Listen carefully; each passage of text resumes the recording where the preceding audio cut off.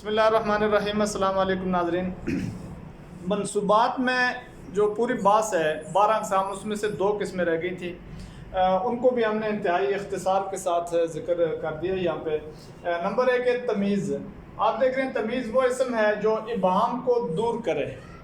اب 3 چیزوں سے، یا مفرد مقدار یا مفرد غیر مقدار یا نسبت جملہ میں جو نسبت ہوتی ہے اس سے بھی ابہام کو دور کرے۔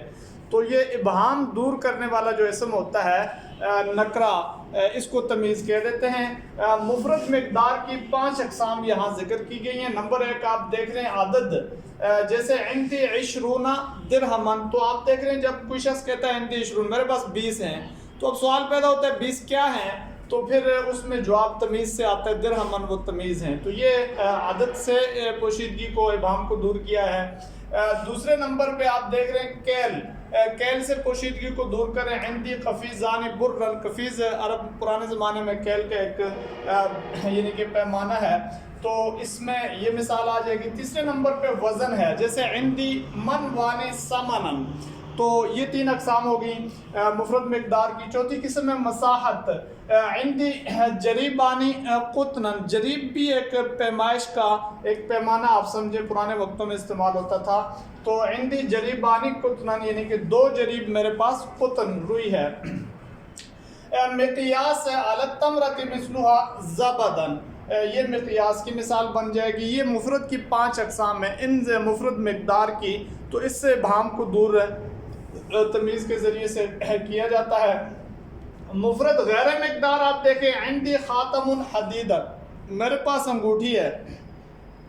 اب اس میں بھی ابہام ہے، انگوٹھی چونکہ سونے کی ہو سکتی ہے، لوہے کی، پیتل کی، چاندی کی، تو حدیدن جب آپ کہیں گے تو یہ اس ابہام کو، یہ تمیز ابہام کو دور کر دے گی۔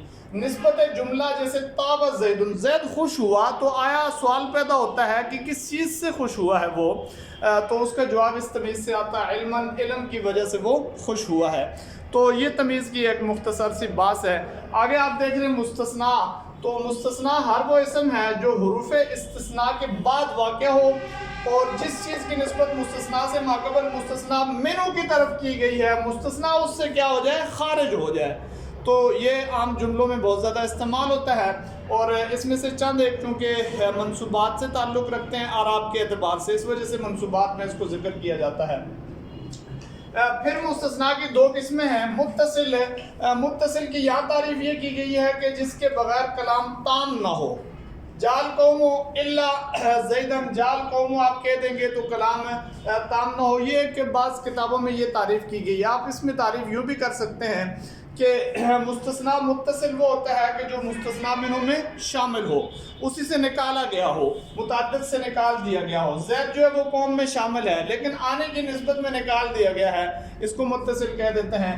دوسری اسی کے مطابق تعریف منقطع وہ ہے جس کے بغیر کلام تام ہو جائے۔ سجد الملائکہ جو کلام تام ہے، الا ابلیس جب آپ کہیں گے تو ابلیس چونکہ ملائکہ میں شامل تو ہے نہیں ہے، اور اس سے بھی نکلا ہوا ہے، اور یہاں پر سجدے کی جو نسبت ہے اس سے بھی نکلا ہوا ہے، اس کو منقطع کہہ دیتے ہیں۔ تو آسان طریقے سے آپ یوں ہی سمجھ سکتے ہیں کہ مستثنا منہ میں اگر وہ شامل ہے تو متصل، شامل نہیں ہے تو منقطع اس کو کہتے ہیں۔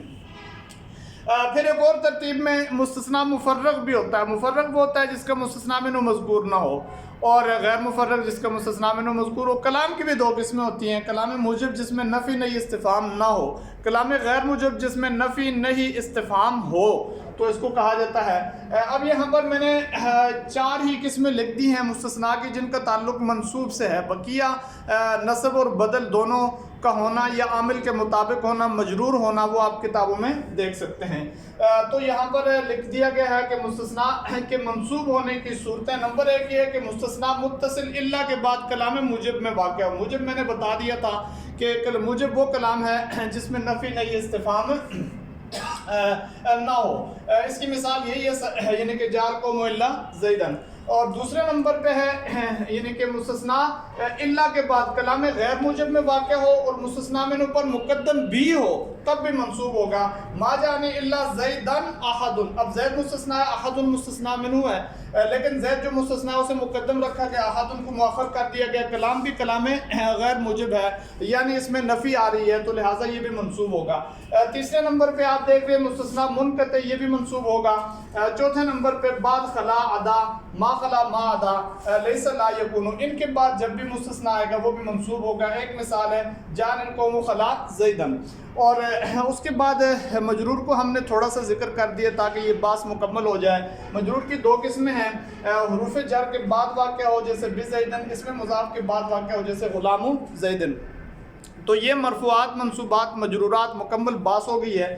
اس کے بعد اعراب کی بات شروع ہو جانی چاہیے, لیکن اس سے پہلے ہم کوشش کریں گے کہ توابع کو پہلے ہی ذکر کر دیں, یعنی صفت, بدل, عطف بیان, عطف بحرف وغیرہ اس کو ذکر کر دیں, اور اس کے بعد پھر جا کے ہم آخر میں اعراب کا ذکر کریں, اور پھر مضارع کی جو اعراب کی ترتیب ہے اس کو ذکر کریں. اور یہ ترکیب کی اور علم و نحو کی یہ پوری جو ایک بحث ہے اس کو ہم مکمل کر دیں, اور پھر اگلی بحث عوامل کے لحاظ سے وہ ہم چونکہ باس بھی ساتھ کریں گے اور ساتھ فارسی میں ترکیب ہوگی اس کی الگ, تو پھر اس کو الگ سے شروع کریں گے.